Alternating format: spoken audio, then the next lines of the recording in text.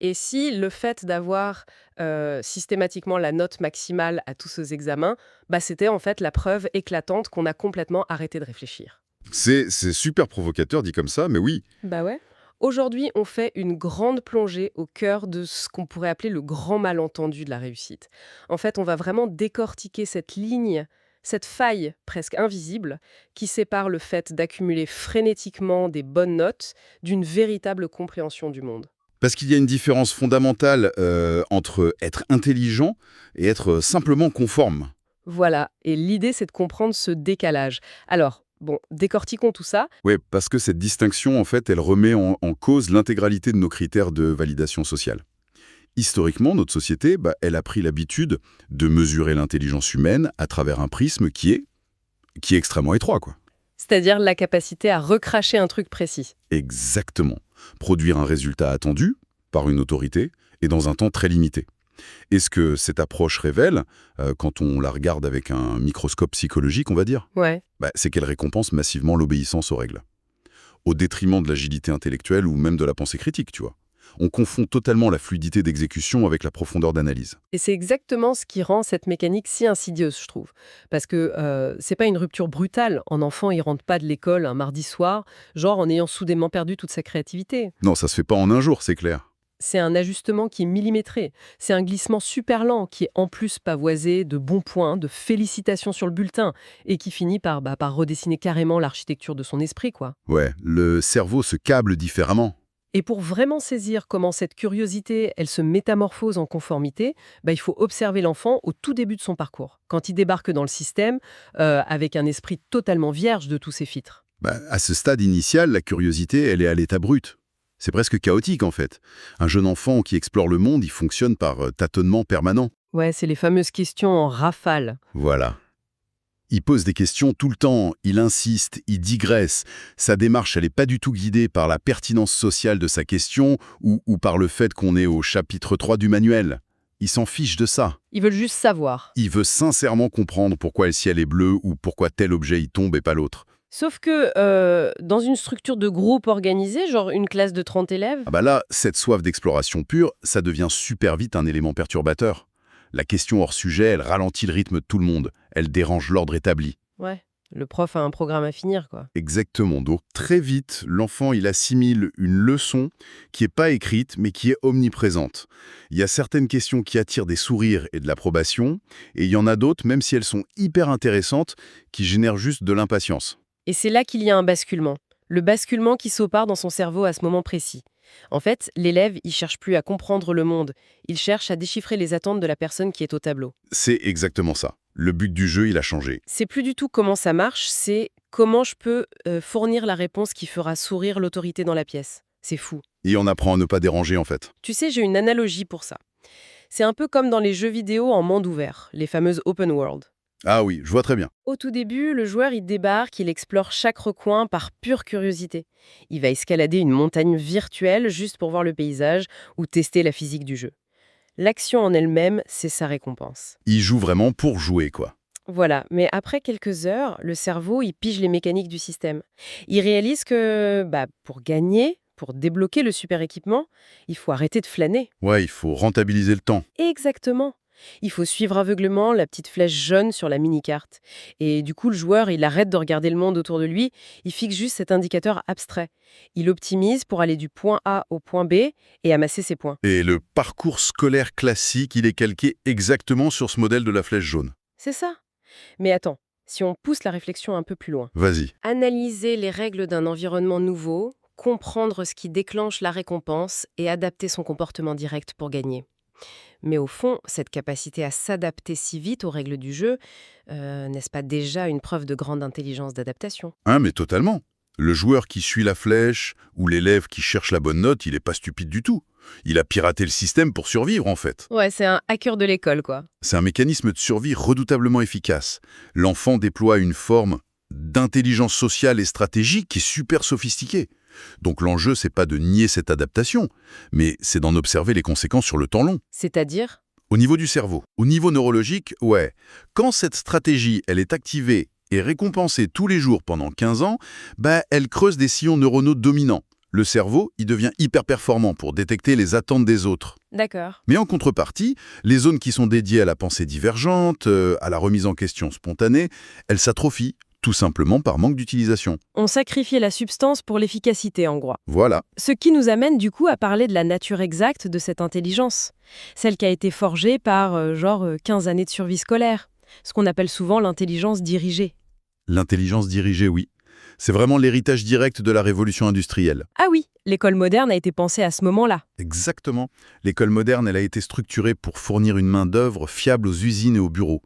Le but, c'était de formater des esprits capables de prendre une consigne complexe et de l'exécuter sans faire d'erreur. Sur une chaîne de montage ou pour faire de la comptabilité. C'est ça. Donc c'est une intelligence qui est très linéaire. Elle est convergente. Elle est faite pour opérer dans un cadre préexistant et produire la bonne réponse face à un problème connu. Et ça crée des sortes de machines d'exécution. Des machines très pointues, ouais. Un individu capable d'appliquer des formules de dingue à une vitesse folle. Mais si tu lui demandes d'expliquer d'où vient cette formule, ou si elle a vraiment du sens, Il bug. il n'y a plus personne. Ouais. En fait, il y a une règle implicite qui s'installe, et je trouve ça hyper effrayant quand on s'y arrête 2 secondes. La notion même de vérité, elle disparaît. Elle est remplacée par la notion d'attente. C'est une excellente façon de le formuler. L'étudiant, il se dit plus est-ce que je comprends ce truc ou est-ce que c'est vrai. Il se demande juste est-ce que c'est ce qu'on attend de moi pour avoir mon diplôme. La pensée devient une simple exécution. La boussole interne, elle est désactivée. On la remplace par un radar externe. C'est fascinant. Mais soyons l'avocat du diable une seconde. Allons-y.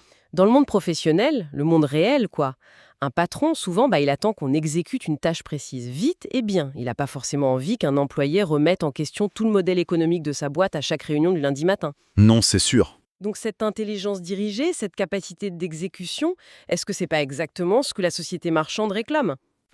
Alors oui, pour le fonctionnement quotidien d'un système qui est stable, c'est optimal. Les entreprises, elles tournent et elles font du profit grâce à cette fluidité. Mais, et c'est là que c'est crucial, c'est précisément le cœur du problème. Dès que le contexte change, Quand il y a un grain de sable. quand il y a une vraie crise, une rupture technologique, une pandémie mondiale, un bouleversement écologique majeur, face à l'imprévu total, cette intelligence d'exécution, elle s'effondre. Parce qu'il n'y a plus de consignes claires? Exactement. Un cerveau qui s'est entraîné toute sa vie à optimiser des trucs qui existent déjà, il est terrifié face à une page blanche. Quand l'autorité n'a plus la réponse à lui donner, l'exécutant est paralysé. Il attend la flèche jaune, mais la flèche a disparu? Ouais. L'innovation de rupture, ça demande de la pensée divergente. Il faut pouvoir casser l'ancien cadre pour en inventer un nouveau. Et ça, l'éducation basée sur la conformité l'a complètement éradiqué. Ça explique tellement de trucs, là, genre les effondrements soudains de grandes entreprises. Les fameux mastodontes industriels qui se font balayer en 5 ans par une start-up. C'est pas parce qu'ils n'avaient pas de gens intelligents, c'est parce que toutes leurs équipes étaient programmées pour optimiser le passé, pas pour inventer la suite. Exactement. Mais ramenons ça à l'individu si tu veux bien. Puisque le monde exige des résultats, ceux qui maîtrisent cette mécanique d'exécution à la perfection, c'est les premiers de la classe, quoi. Les mentions très bien. Oui, les élèves performants. Et donc, quel est le danger caché derrière ces bulletins parfaits? Le danger, c'est que la conformité devient une compétence invisible. Et ces profils-là, ils la poussent à son paroxysme. Ils développent un flair presque magique, tu vois, pour lire entre les lignes. Ils savent ce que le prof veut entendre. Ils scannent l'humeur du jury, ils placent les mots-clés qui vont bien, ils évitent toutes les zones de risque dans leur copie. Donc le prix à payer, c'est qu'ils deviennent complètement dépendants de ce cadre. Ils produisent plus de la pensée, ils produisent de la satisfaction pour l'institution. Et ce qui est dingue, et c'est presque un paradoxe, c'est que on pense souvent que ce qui fragilise un élève, c'est l'échec, la mauvaise note, le blâme. Mais en fait, la réalité, c'est que c'est pas l'erreur qui fragilise profondément. C'est l'illusion de comprendre. Ah, ça c'est un point fondamental. L'échec, au moins, il a le mérite d'être clair. Il te dit direct, ok, là, il y a un truc qui marche pas. Ça alerte. Tu sais que tu dois corriger le tir. Voilà. Mais la réussite artificielle, les bonnes notes qu'on accumule sans avoir le fond, c'est un anesthésiant super puissant. Ça flatte l'ego, les parents sont contents, les profs aussi, ça rassure tout le monde. On baigne dans une hallucination collective. Mais l'élève, lui, il sait appliquer l'algorithme, mais il sait pas l'expliquer. Dès que tu enlèves les repères ou que le contexte change un tout petit peu, boum, toute la structure s'effondre. Parce qu'il n'y avait pas de fondation. La compréhension était juste reproduite. Exactement, reproduite, pas intégrée. J'ai une image en tête pour illustrer cette fragilité. Tu vas me dire si ça marche. Vas-y, je t'écoute. Imaginons un acteur de cinéma super doué. Il décroche le rôle de sa vie pour une pièce de théâtre japonaise classique. Le seul hic, c'est qu'il parle pas un mot de japonais. D'accord, le défi est de taille. Donc, pour s'en sortir, il apprend tout son texte en phonétique, syllabe par syllabe. Il bosse ses gestes, ses silences, ses regards. Le soir de la première, il joue, et la performance, elle est juste dingue. Tout le public se lève, il a une standing ovation. Il a eu son 20 sur 20, quoi. Voilà. Mais le rideau tombe, et là, un spectateur vient le voir en coulisses et lui pose une simple question en japonais, genre Vous avez passé une bonne soirée ?» Et là, c'est le vide total. Silence. L'acteur, il est démasqué en une seconde. Il est incapable de répondre. C'est une excellente analogie. Ça illustre parfaitement la fragilité silencieuse. L'illusion, elle est parfaite, mais seulement tant qu'il reste sur la scène, avec le texte qu'on lui a donné. Dès qu'on sort du script, c'est fini. Et c'est pour ça, et ça c'est hyper important, ça explique pourquoi il y a tant de profils brillants, de premiers de la classe, qui développent ce qu'on appelle le syndrome de l'imposteur. Ah oui, c'est super courant. Bah oui. On voit plein de jeunes adultes avec des CV parfaits, qui arrivent à des postes de direction, et qui vivent dans une angoisse permanente d'être découverts. C'est pas juste un manque de confiance, c'est une lucidité instinctive en fait. Leur cerveau sait que c'est du japonais en phonétique. Exactement. Ils sentent viscéralement que leur succès il vient de leur capacité à mimer le système et pas d'une vraie maîtrise des concepts. C'est vertigineux quand on y pense. Ça remet en cause des milliers d'heures de boulot. C'est clair. Mais du coup, ça pose une vraie question. Si réussir comme ça, c'est une illusion, comment on fait la différence entre le travail utile et l'effort stérile? Je veux dire, on va pas dire qu'il faut arrêter de faire des efforts pour apprendre des choses, si? Sûrement pas non. Il s'agit pas de rejeter l'effort. Mais l'effort, il est très souvent mal orienté. Répéter en boucle un truc sans le comprendre, juste pour le retenir de force, c'est pas de la rigueur intellectuelle. C'est de l'adaptation sous la contrainte. Ça épuise la mémoire à court terme, quoi. Il y a un principe de base qui est génial à garder en tête. Et si un élève doit forcer brutalement pour apprendre un truc, c'est qu'il n'a pas encore compris. Si on doit forcer, c'est qu'on n'a pas compris. C'est ça. La vraie compréhension, c'est pas mémoriser. C'est pas juste appliquer. C'est être capable de reconstruire l'idée soi-même, de relier cette idée à d'autres trucs, de donner du sens. En fait, pour résumer ça par une formule, comprendre, c'est pas réussir mieux, c'est dépendre moins. Dépendre moins du prof, du manuel, devenir autonome face au savoir, en fait. Exactement. C'est magnifique comme idée. Mais alors, comment on inverse la machine? C'est la grande question pragmatique. Bah oui, parce que quand tu vis dans un système, la vraie vie quoi, qui valorise massivement le résultat final. Les boîtes, elles scannent les CV avec des algorithmes qui regardent juste les diplômes. Oui, on peut pas ignorer le réel. Comment on fait pour dépendre moins sans pour autant se tirer une balle dans le pied socialement, sans sacrifier ses chances de trouver un bon job?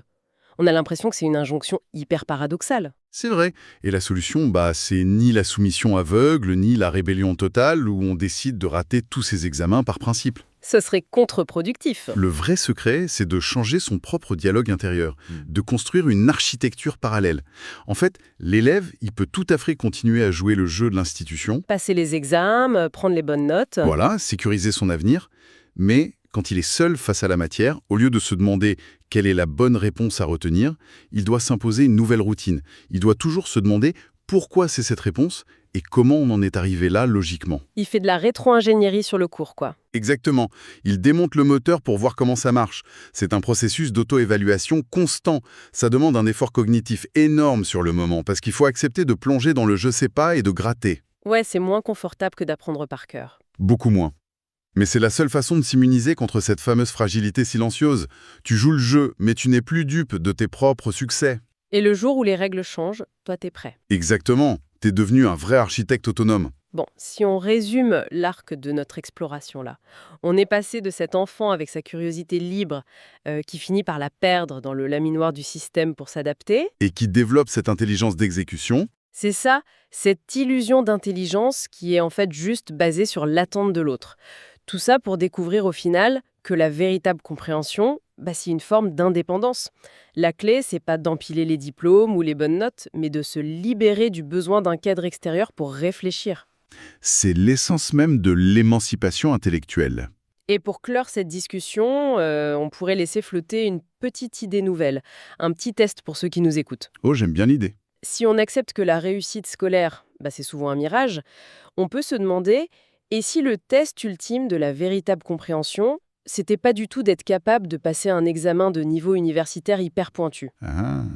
Et si le vrai test, c'était plutôt la capacité d'expliquer un concept extrêmement complexe à un enfant de 5 ans, sans aucun jargon et sans le moindre cadre scolaire pour s'appuyer? L'épreuve de vérité absolue. Si le monde de demain appartient à ceux qui comprennent et non à ceux qui se conforment, il est peut-être temps d'oser redevenir cet enfant qui pose des questions et qui dérange.